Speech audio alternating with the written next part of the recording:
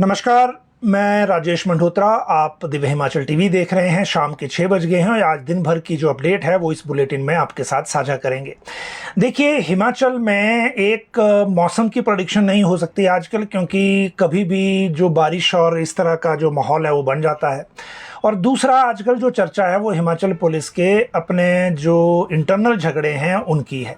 अब विमल नेगी केस के कारण जो ये हिमाचल पुलिस के कैडर के भीतर की दरारें हैं वो इस तरह से बाहर आ रही हैं अब कि जितनी चीज़ें दबी हुई थी वो भी ज़मीन के बाहर आ गई हैं। और आज जो एसपी शिमला की प्रेस वार्ता है उससे आपको समझ आ गया होगा कि क्या चल रहा है हमारे सिस्टम में, चाहे वो पुलिस मुख्यालय के अधिकारी हों या राज्य सचिवालय के अफसर हों।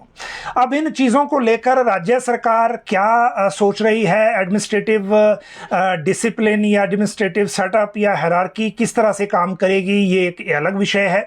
और दूसरा, विमल नेगी को लेकर जो कोर्ट से फैसला आया है उस फैसले को लागू करवाने के लिए कोर्ट को अब और क्या करना पड़ेगा। और उसकी वजह यह है कि आज सीबीआई वालों को भी वापस लौटा दिया गया, क्योंकि शिमला पुलिस अपील में जा रही है। अभी ये क्लियर नहीं है कि यह अपील सरकार की तरफ से है या सिर्फ एसआईटी या शिमला पुलिस की तरफ से है, लेकिन जो जब दायर होगी और उसके बाद जब सुनवाई होगी तो तब देखेंगे कि उसमें क्या होगा। आज के बुलेटिन की सबसे बड़ी खबरों की अगर मैं बात करूं, पुलिस का जो सारा मामला है ये तो आपको बताएंगे ही जितना कुछ हुआ है, क्योंकि आज सीएस पर भी सवाल उठे हैं, चीफ सेक्रेटरी पर भी, 2 डीजीपी पर भी। और इसके अलावा जो घटनाएं सामने आई हैं वो भी ऐसी हैं जिनको इग्नोर नहीं किया जा सकता। ईपीएफ की ब्याज दर तय हुई है, तो क्योंकि अनऑर्गेनाइज सेक्टर के जो लोग जिनको ईपीएफ से फायदा मिलता है उनके लिए ये महत्वपूर्ण सूचना है।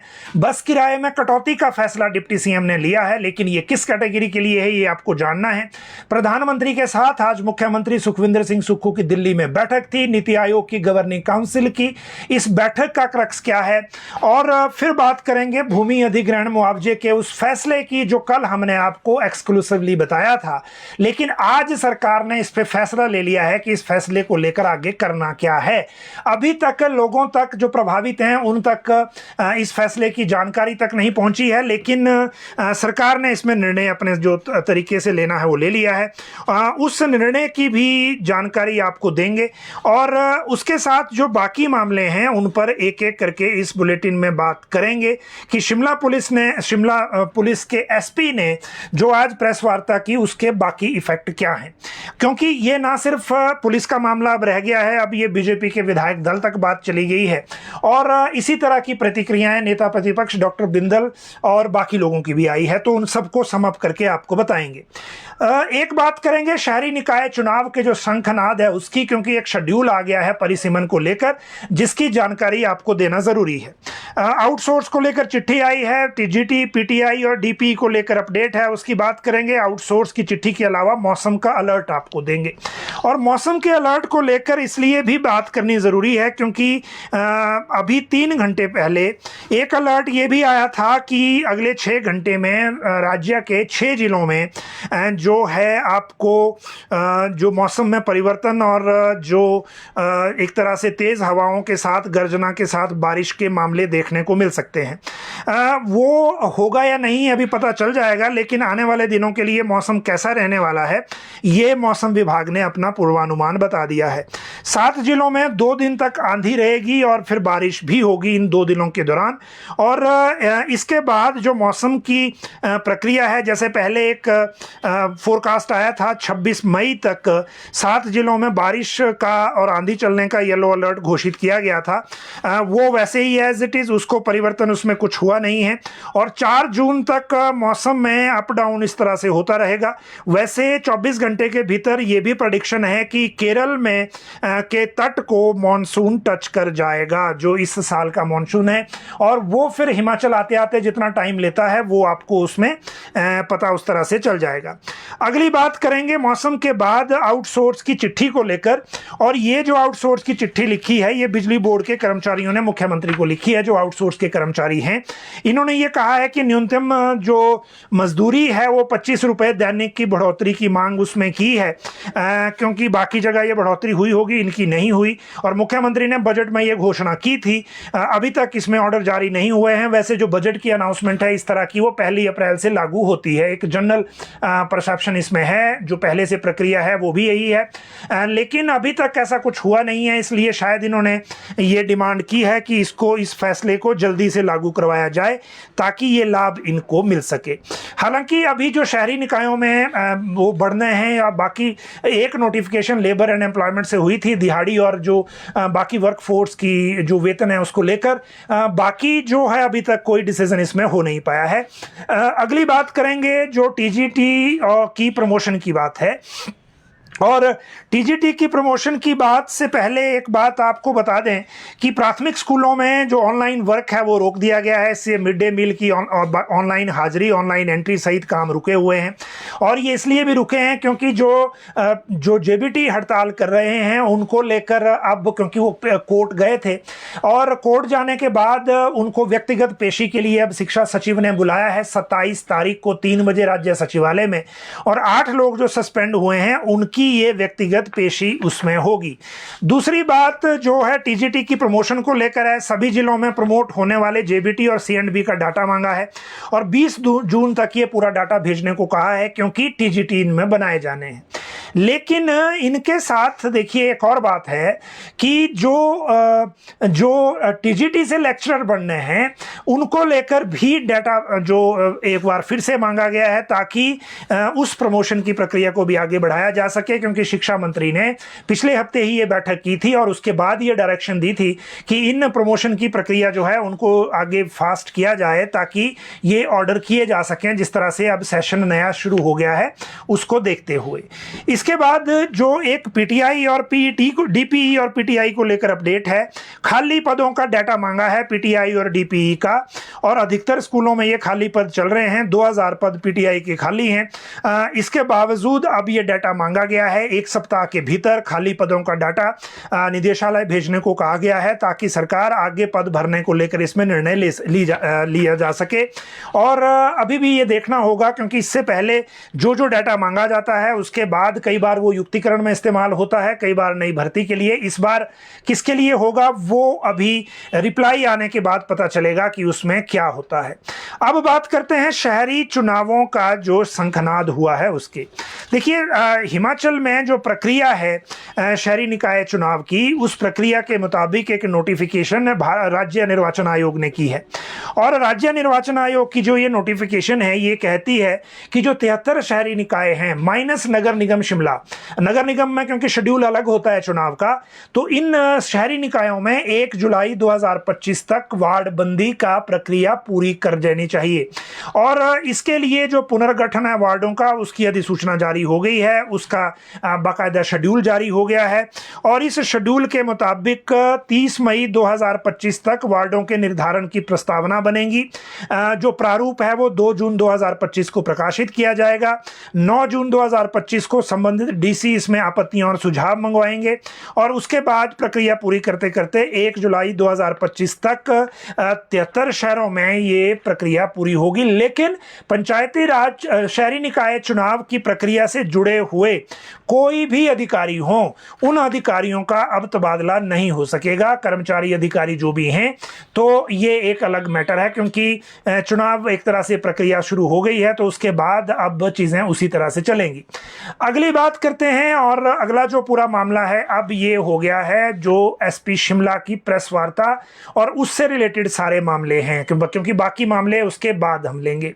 पहली बात यह कि आज एसपी शिमला ने एक प्रेस वार्ता की, और उस प्रेस वार्ता में जो चीज़ें कही गई और जो चीज़ें बताई गई उनमें से बहुत सी चीज़ें ऐसी हैं जो इससे पहले आप लोगों ने नहीं सुनी थी।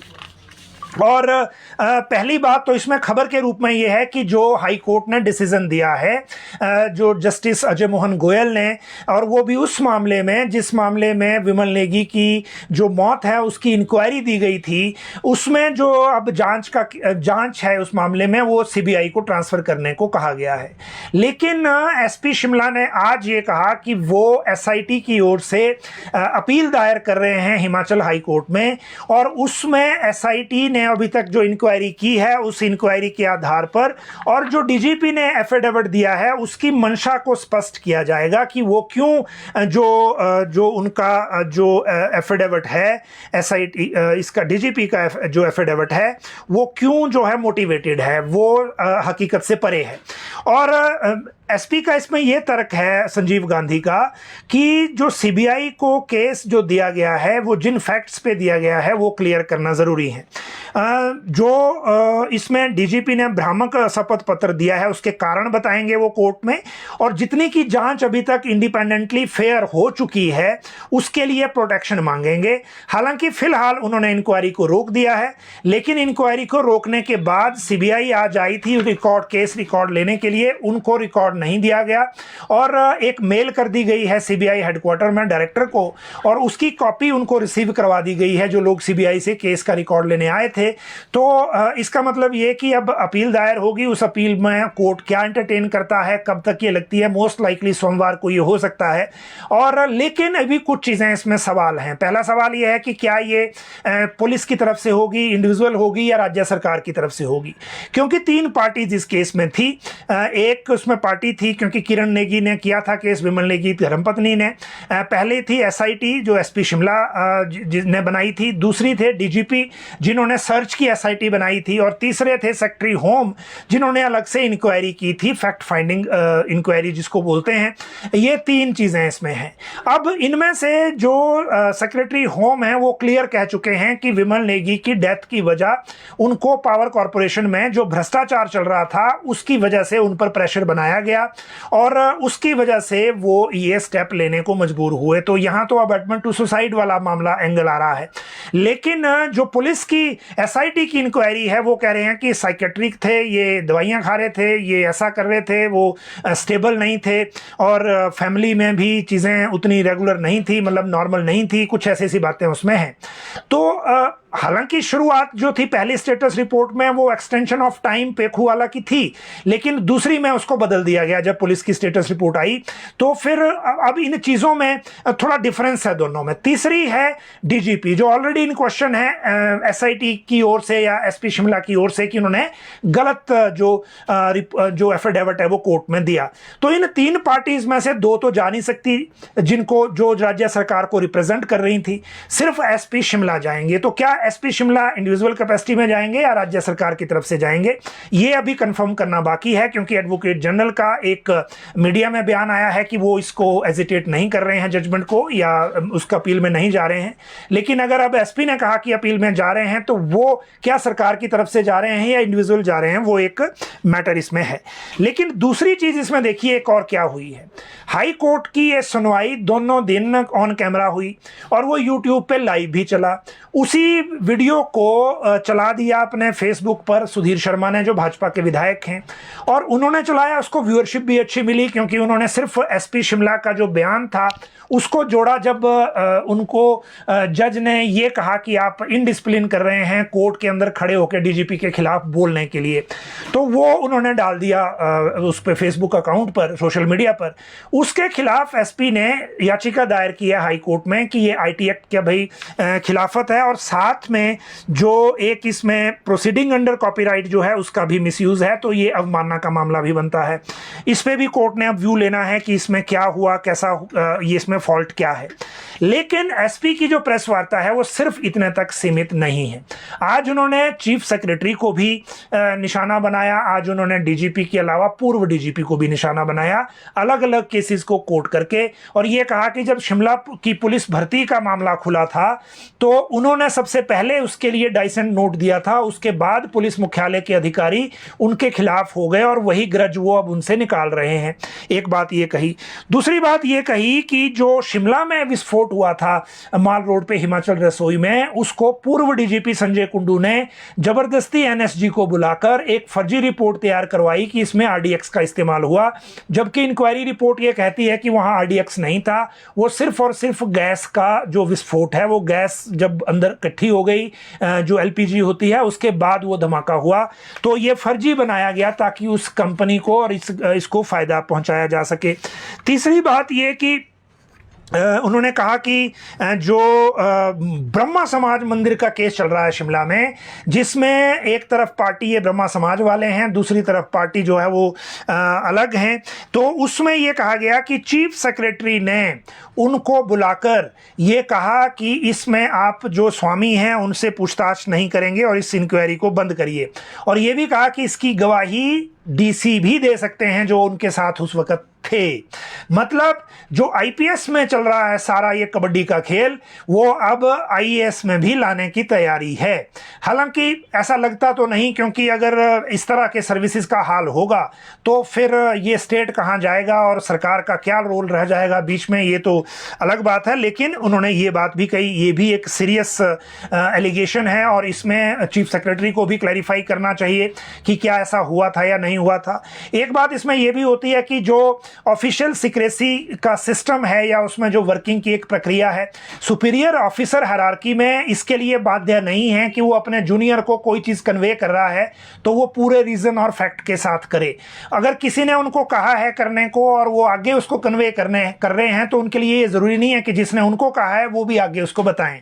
इसीलिए ये कहा जाता है कि जो जिम्मेदार पदों पर बैठे लोग हैं वो ऑफिशियल सीक्रेसी सिस्टम जो है या एक्ट जो है या जो इसके मापदंड हैं उनका पालन करेंगे, तो वो पालन नहीं हो रहा है और इसीलिए अब ये चीज़ें एक एक करके बाहर आ रही हैं। खैर अच्छा ही है हिमाचल की पब्लिक के लिए, स्टेट के लिए तो अच्छा है, जितना आपस में लड़ेंगे उतना अच्छा है, जितनी चीज़ें बाहर आएंगी उतना अच्छा है। लोगों को पता चलना चाहिए कि अंदर क्या हो रहा है पर्दे के भीतर, ताकि सुधार को लेकर कदम बढ़ाए जा सकें और जो नकाब चेहरों पे हैं वो उतर सकें। ये ज़रूरी है क्योंकि इसी तरह के केसेस विमल नेगी के लिए या उनका योगदान होगा ये उनके जाने के बाद, कि अगर उनकी वजह से जो पुलिस के अंदर जो ये चीज़ें चल रही हैं, क्योंकि एक देखिए एलिगेशन क्या है कि पुलिस मुख्यालय में डीजीपी के स्टाफ का एक व्यक्ति ड्रग माफिया के साथ मिला हुआ है, एक ये एसपी ने कहा है, और उस एसपी ने कहा है जिसने ड्रग्स के खिलाफ शिमला में जो अभियान है वो चलाया हुआ है। तो बिना कंटेंशन के, बिना कंटेंट्स के, बिना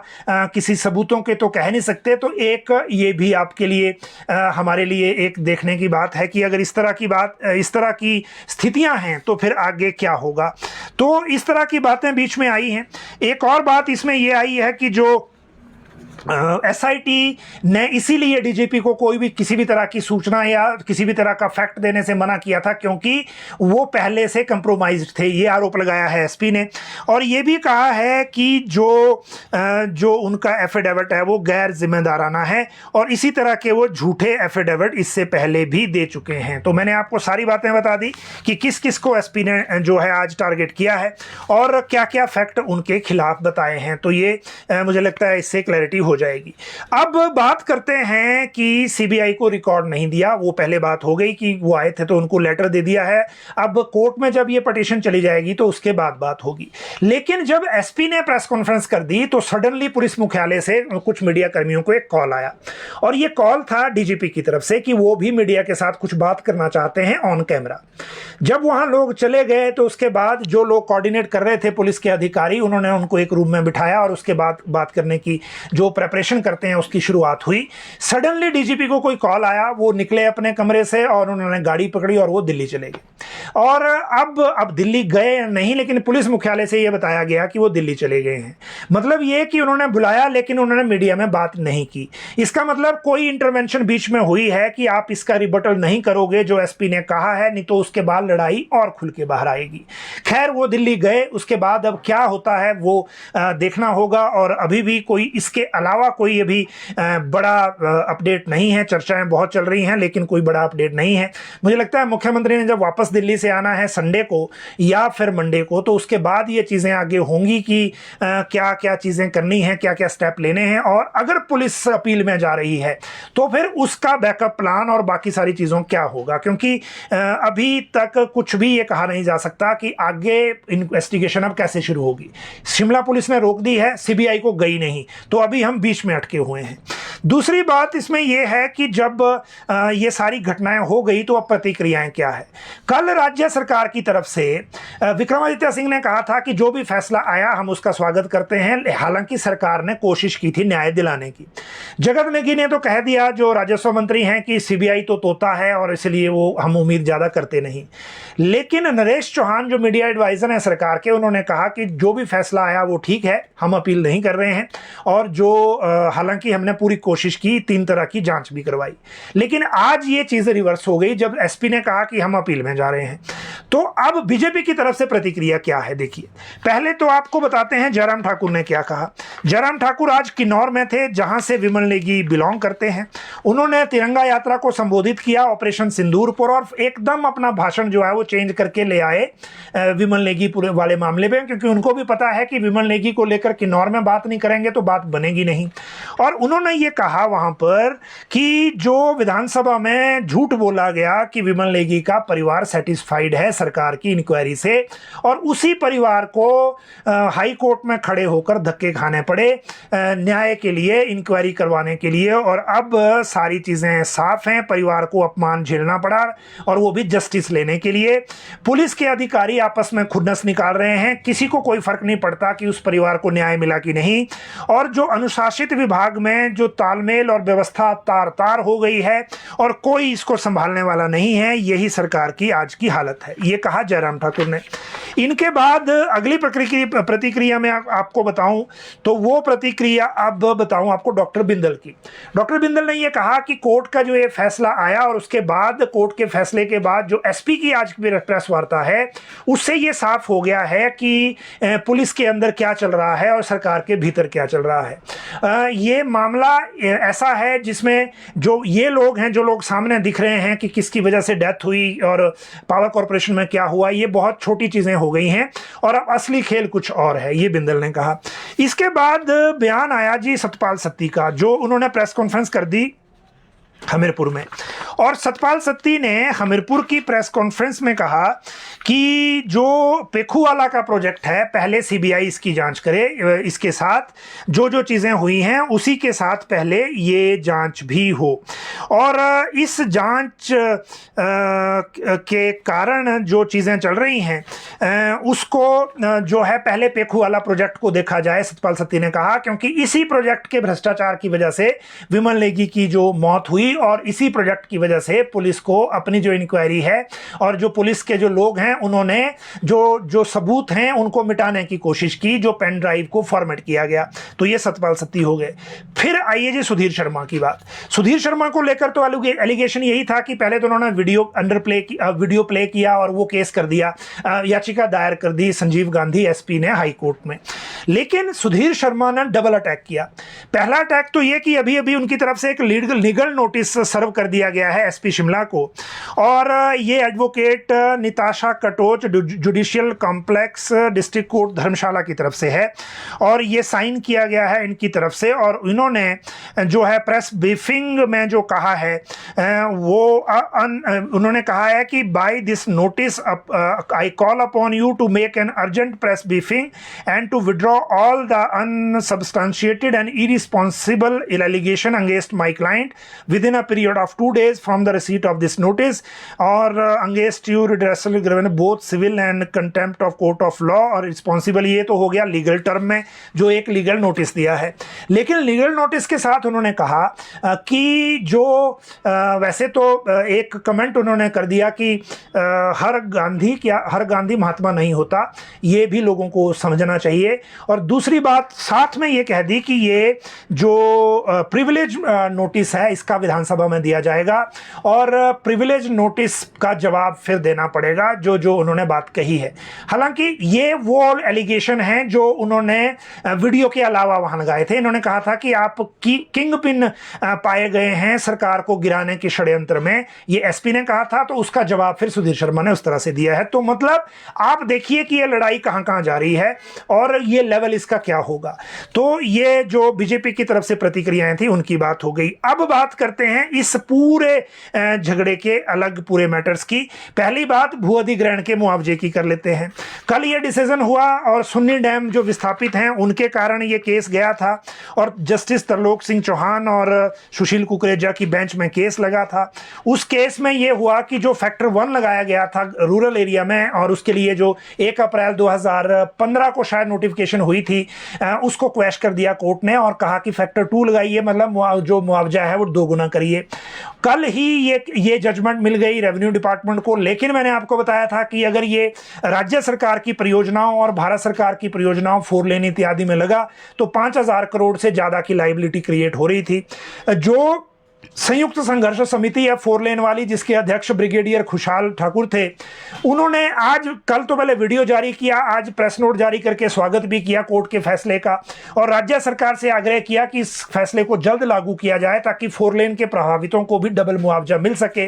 लेकिन राज्य सरकार ने यह तय कर लिया है रेवेन्यू डिपार्टमेंट की फाइल पर, कल ही ये मामला लॉ डिपार्टमेंट को चला गया था फाइनेंशियल इंप्लीकेशन को देखते हुए, और लॉ ने इस मामले को सुप्रीम कोर्ट में चैलेंज करने को कहा है।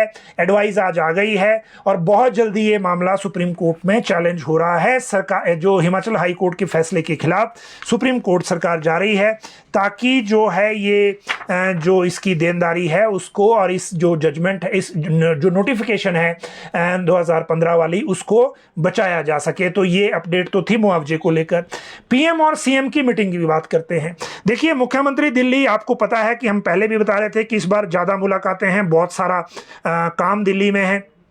और पहले पिछले कल जो मिले थे तो पिछले कल जो मुलाकात है वो फाइनेंस कमीशन में हुई थी और फाइनेंस कमीशन में मुलाकात के बाद आज जो नीति आयोग की गवर्निंग काउंसिल की मीटिंग थी, गवर्निंग काउंसिल की मीटिंग की चेयरमैन क्योंकि प्रधानमंत्री होते हैं तो प्रधानमंत्री जो हैं वो इस बैठक की अध्यक्षता कर रहे हैं। उसमें मुख्यमंत्री सुखविंदर सिंह सुक्खू भी शामिल हुए।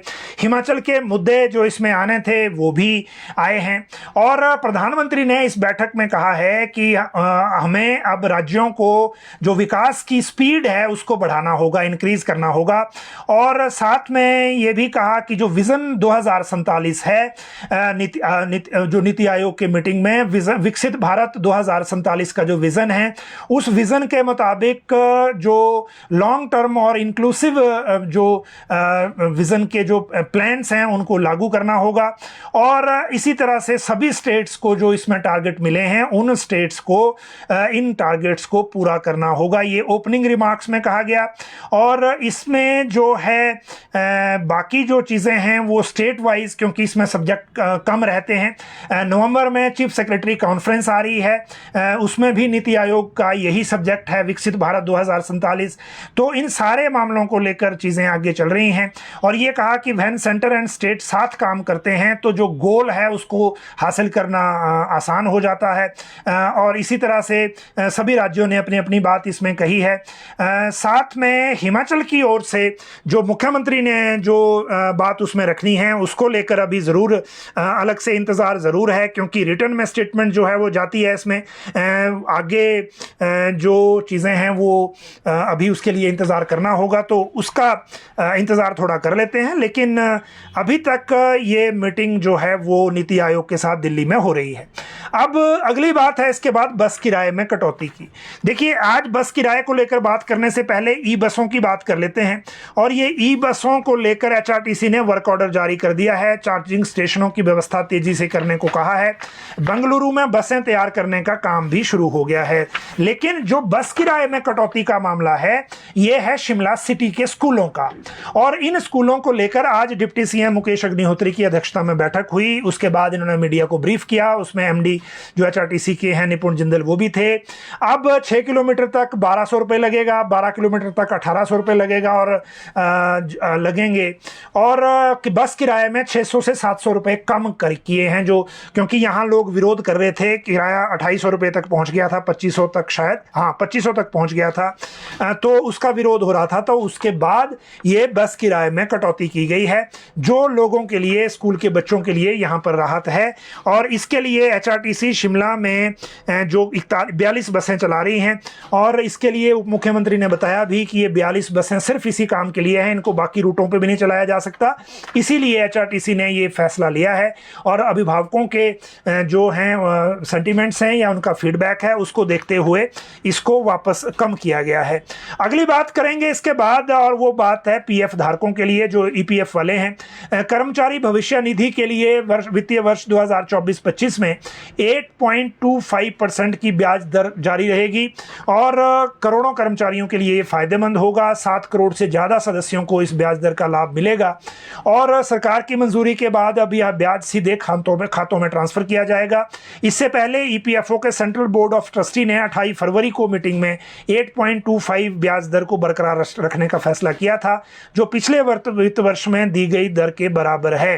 अब इसको वित्त मंत्रालय की मंजूरी के लिए भेजा गया था और अभी 1 लाख रुपए अगर आपके ईपीएफ में हैं तो 8,250 रुपए उसमें ब्याज आपको मिलेगा। तो ये जो अभी तक के प्रमुख अपडेट हमारे सामने थे। आपके कुछ कमेंट्स अगर आज देखने हो तो वो भी देख लेते हैं। बहुत सारे लोग करुणामूलक भर्ती नीति की बात कर रहे हैं, वो तो अभी तक कोई अपडेट नहीं है जी। जब मुख्यमंत्री आएंगे और अगली कैबिनेट की मीटिंग कोई तय होगी तो उससे रिलेटेड जब फाइनेंस में अपडेट होगी तो हम पूछेंगे ज़रूर। एसएमसी टीचर्स पॉलिसी को लेकर अभी कोई अपडेट है नहीं, लेकिन इनको लेकर एक बात ये क्लियर है कि इनकी भर्ती को लेकर ज़रूर जो है भर्ती का एग्ज़ाम लेना है एलडीआर वाला, उसको लेकर प्रक्रिया एजुकेशन बोर्ड के साथ शुरू हो गई है चर्चा की और उसमें जो भी डिसीजन होगा उसकी जानकारी हम आगे आपको देंगे। जहां तक फिजिकल एजुकेशन टीचर रिक्रूटमेंट की बात है तो जानकारी मांगी जा रही है, डाटा इकट्ठा किया जा रहा है, उसके बाद इस पर फैसला होगा। करुणामूलक वाली मैंने आपको बात बता दी। टीजीटी का कमीशन कब तक आएगा, खुशहाल गुप्ता पूछ रहे हैं। ये जल्दी आपको आरसीए से पूछ के बताएंगे। मंडे ऑनवर्ड हम इसको चेज करना शुरू करेंगे तो जल्दी हो जाएगा। प्रिंसिपल प्रमोशन की लिस्ट जल्दी आ सकती है डॉक्टर किशोरीलाल शर्मा जी, क्योंकि इसको लेकर डिस्कशन चल रही है विभाग में। अभी सेक्रेटरी और मुख्यमंत्री बाहर हैं और मंत्री भी शिमला में नहीं है, तो अभी इस पे बात होगी नहीं, लेकिन प्रोसेस इसका चल रहा है। एनटीटी का क्या हुआ, दिनेश ठाकुर पूछ रहे हैं। सोमवार से हम ये अपडेट भी आपको फॉलो करना शुरू कर देंगे, क्योंकि जो कंपनियों को लेकर जो अपडेट है वो चली गई है, पदों का आवंटन भी इनको हो गया है। अगली बात, इंटर डिस्ट्रिक्ट ट्रांसफर में रोक क्यों है, वो इसलिए है, मितन कुमार पूछ रहे हैं, क्योंकि राज्य सरकार नहीं चाहती कि इंटर डिस्ट्रिक्ट ट्रांसफर हो और इसमें कम से कम, क्योंकि यहाँ डिस्ट्रिक्ट से स्टेट कैडर का फोकस करने का है, तो वो कम से कम वाला इशू है, इसीलिए इसको रोका गया है। हेडमास्टर प्रमोशन भी हेमराज कौशल जी प्रिंसिपल के साथ ही कनेक्टेड है, तो इसके लिए भी इंतजार करना होगा। TGT Hindi to PGT Hindi promotion, Suresh Sharma ji, promotion के सारे मामले एक तरह के ही हैं और इसको लेकर अभी भी इंतजार करने की ज़रूरत है कि उसमें क्या क्या नई चीज़ें होती हैं और इस इंतज़ार के बाद ही पता चलेगा, स्पष्ट होगा, खासकर मुख्यमंत्री के आने के बाद, कि क्या क्या चीज़ें उसमें चल रही हैं और जो डिसीज़न होगा अगर कैबिनेट में ले जाने का तो वो भी हम आपको फिर उसी टाइम बताएंगे। तो ये आज के कुछ मामले थे जो हमने आपके साथ साझा किए। पीईटी भर्ती कब तक निकलेगी, जानकारी बताएं। कोर्ट में 19 मई को हो गए केस को, डिसीजन रिजर्व हो गए थे। डिसीजन रिजर्व हुए हैं तो डिसीजन आने के बाद उसका इंपैक्ट देखना पड़ेगा, उसके बाद ही पता चलेगा। मनोज कौंडल जी, राइडर की कोई अपडेट नहीं है, मिलेगा उसी को जो कोर्ट जाएगा, क्योंकि अभी तक भी जिनको मिला है वो कोर्ट से ही मिला है, तो वो भी क्वा पटिशनर मिला है और इसीलिए उसको उस तरह से देखिए। वोकेशनल ट्रेनर की पॉलिसी, इंद्र सिंह जी, हमने भी पता अभी तक किया नहीं, आपने क्वेरी पूछी है तो इसके बारे में पता करके आपको बताएंगे कि इसमें क्या नया अपडेट है और उसके बाद इसकी जानकारी आपको देंगे। आयुर्वेदिक मेडिकल ऑफिसर और डेंटल हाइजीनिस्टिक का भी लगभग यही अपडेट है। जहां तक पेंडिंग डीए की बात है, विनीत गौतम जी, ये तो जब अगली कैबिनेट होगी उसके आसपास पता करेंगे और तब कोई जानकारी मिलेगी। फिलहाल इसकी फाइल अभी मूव नहीं हुई है। तो आपके पास भी अगर क्वेरी है तो आप कमेंट बॉक्स में ही करें। आप सब लोग लाइव जुड़े, बहुत बहुत शुक्रिया।